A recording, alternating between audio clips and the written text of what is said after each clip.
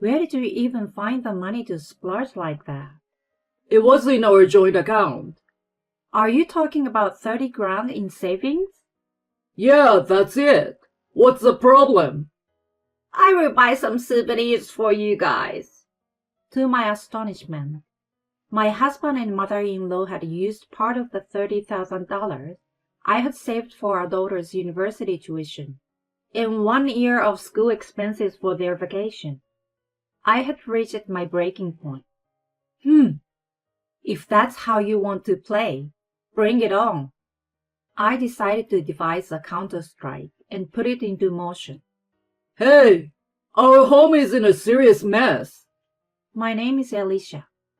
I'm a 43 years old housewife. I've been married to Simon for 18 years now. We used to work for the same company. He's 3 years my senior and served as my mentor during my probation. We naturally grew closer, making it easier to talk to and consult with him. We used to go out for drinks together for discussion, so meeting after work was quite common for us. It was around the time I passed the probation period that he asked me out on a date, and we started going out seriously. We had a loving relationship, and after about a year of dating, we decided to get married. It was a shotgun wedding. We felt that it was only natural to get married when I got pregnant. We were still young, but we believed that we could handle it together. He was working diligently, and we were confident that we could manage our life without any big issues. We quickly went to meet each other's family.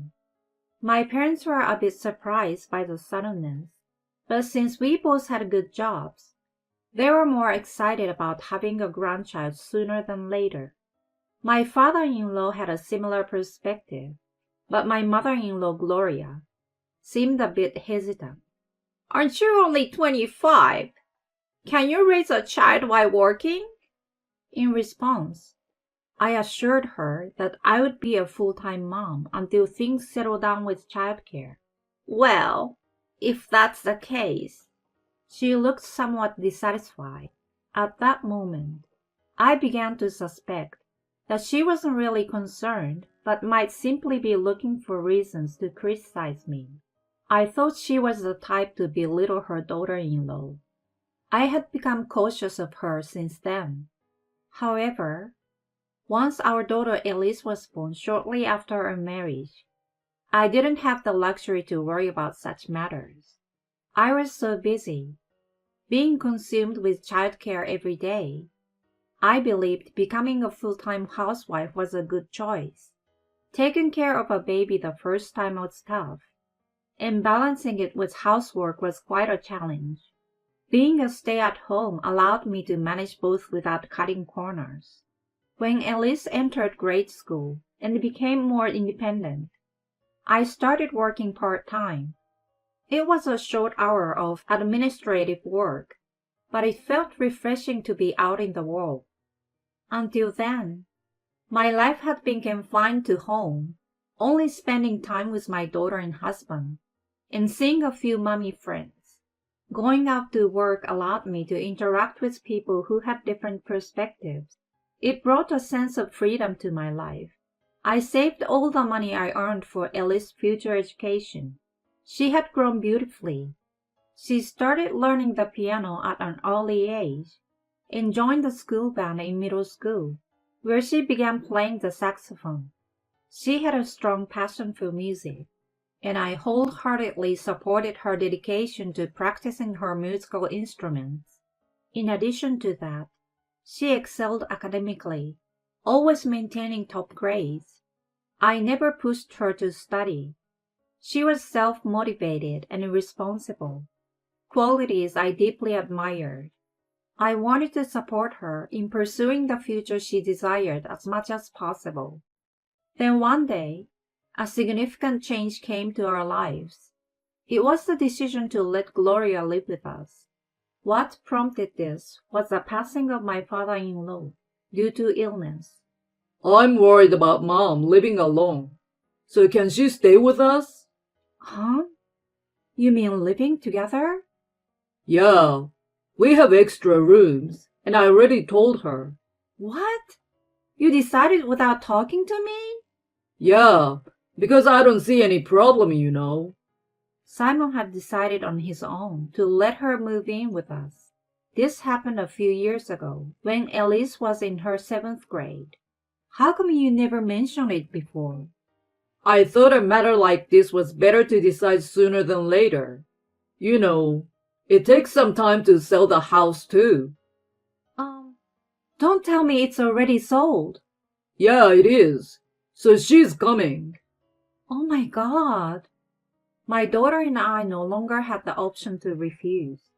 Surely, with nowhere else to go, we couldn't reject her moving in with us. Reluctantly, we agreed to live with her.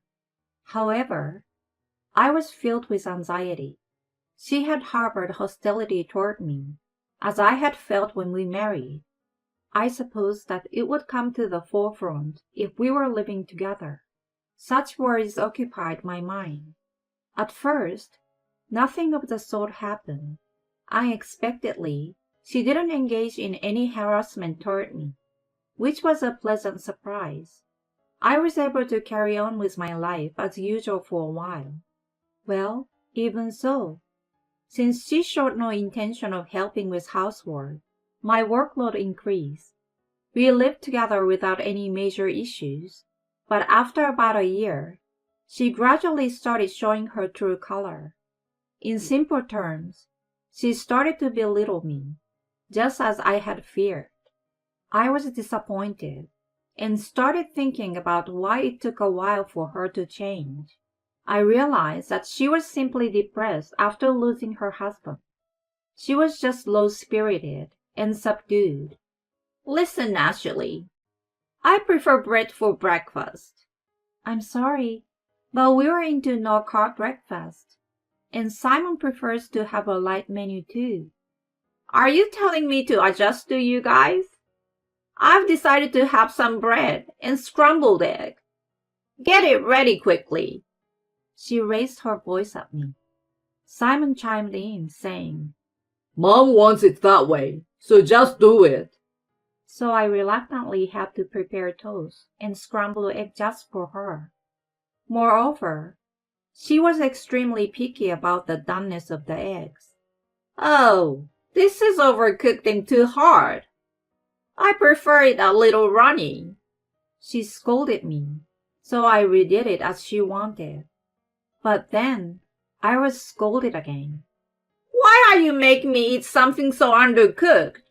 Are you trying to give me a stomachache by making me eat raw eggs? She accused me like I was intentionally trying to harm her.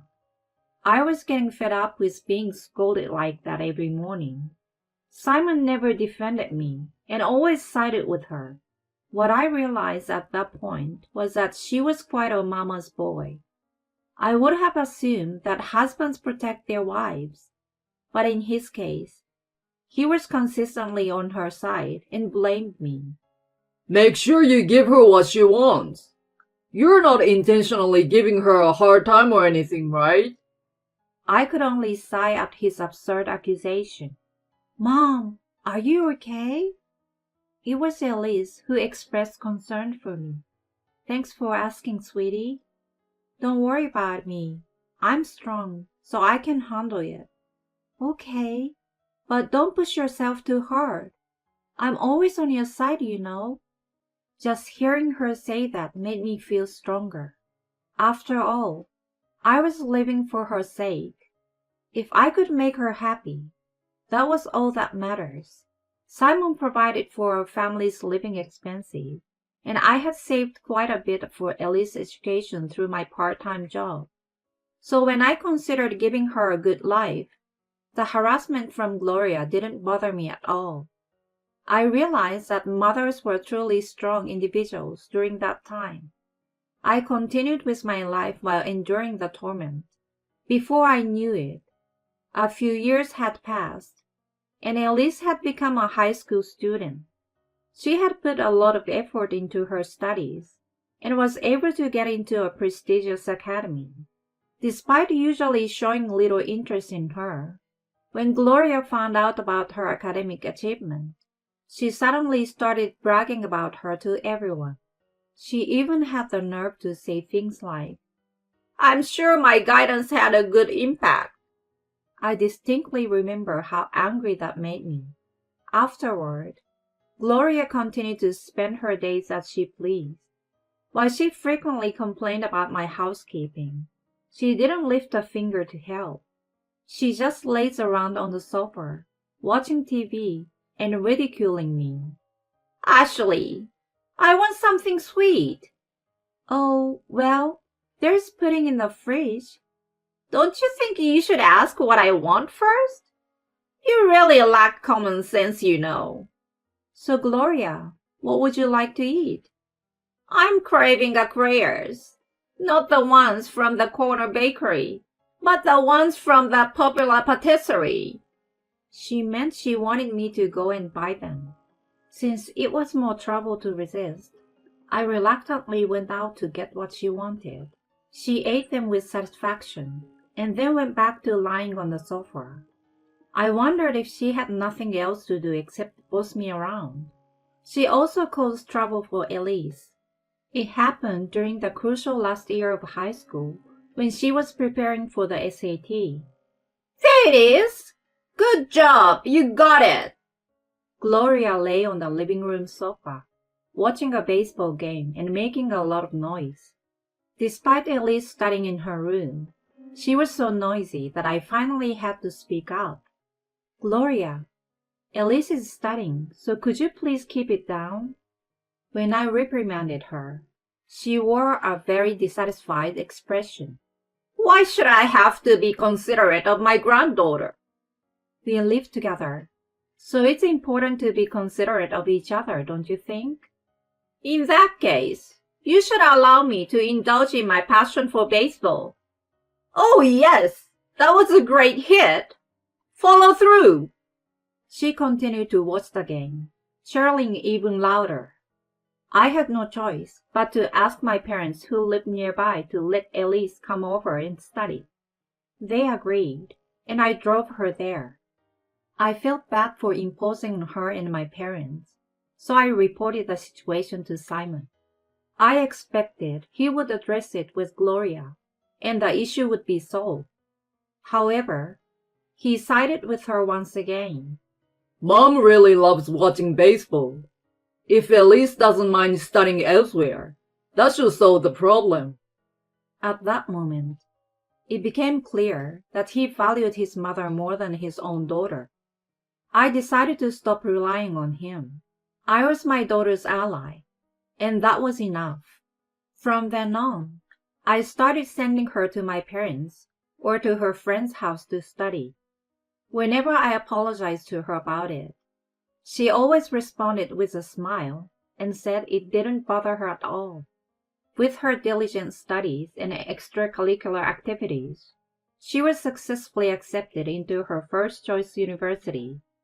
I celebrated her achievement wholeheartedly. Both Simon and Gloria were also delighted at that time. I was quite certain that Gloria would boast about it to others, but I couldn't help that. I waited for Elise's graduation day, wondering what nonsense she would tell people. However, on the day before the graduation, Simon and Gloria said something outrageous. "We're going on a trip to the Bahamas tomorrow." "What? What are you talking about? Tomorrow is Elise's graduation ceremony. Even though it's your daughter's big day, you're going on a trip too?"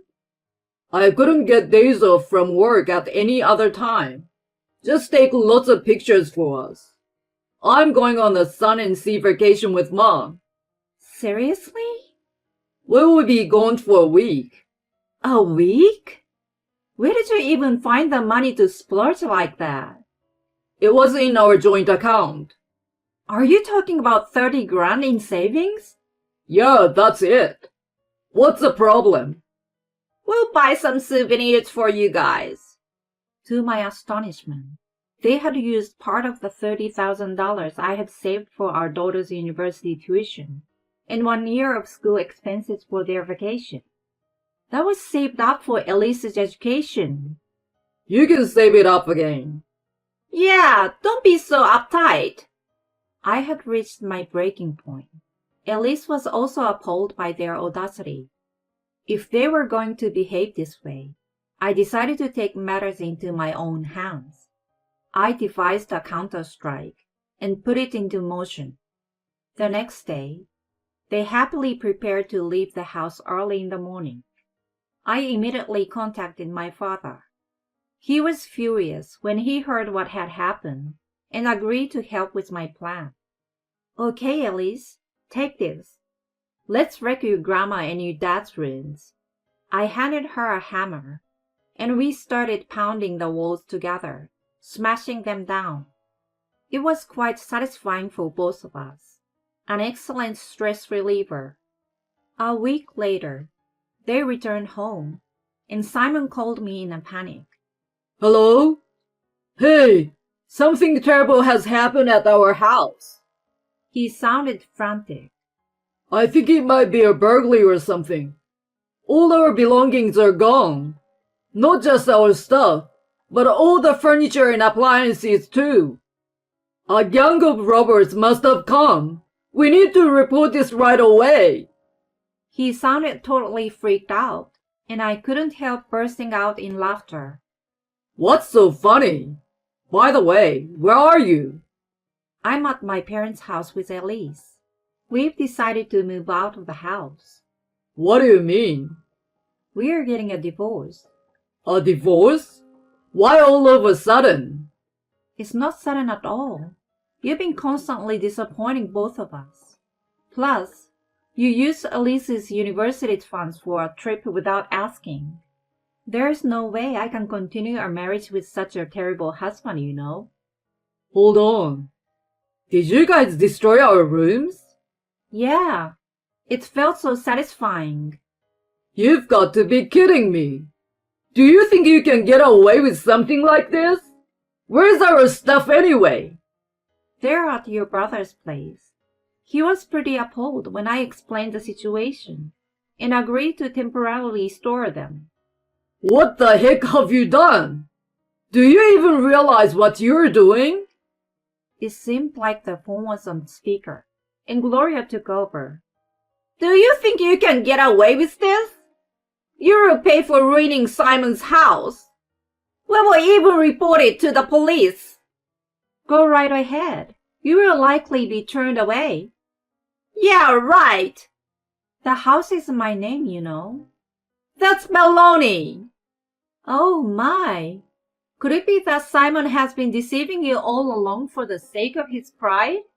My father gave me ownership of one of his properties. Has he misrepresented himself as the owner? This house is yours, right? She asked in a panicked voice. Simon sounded flustered and mumbled incoherently. Simon, speak up! It's Ashley's. His confession left her speechless. Oh, and by the way, demolition crews will be coming there tomorrow, so please vacate immediately. If you try to stay, I will report it as trespassing. Give us a break, will you? We are tired from a long journey. I don't care. Just get out of my house and never have anything to do with Elise and me again. Then I hung up the phone. Afterward, they left the house out of fear of being reported.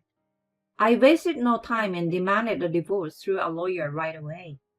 Simon resisted until the end, but when I informed him that I was willing to go to court, he quickly backed down. And so, I successfully got a divorce from him as fast as possible. And I also secured child support payments. By the way, Simon and Gloria are currently living in a shabby one-bedroom apartment together. Gloria has a history of excessive spending and has exhausted her inheritance. She now appears to be squandering Simon's salary at an alarming rate. I received messages from him asking for help, but I just ghosted him. On the other hand, Elise and I moved in with my parents for the time being. I'm still pursuing a claim for the money that was used without permission. The initial university tuition fee and the first year's expense are covered by my parents. I consider this as a loan, and I plan to work full-time to gradually repay them. Moving forward, I intend to prioritize my daughter and strive to live my life to the fullest.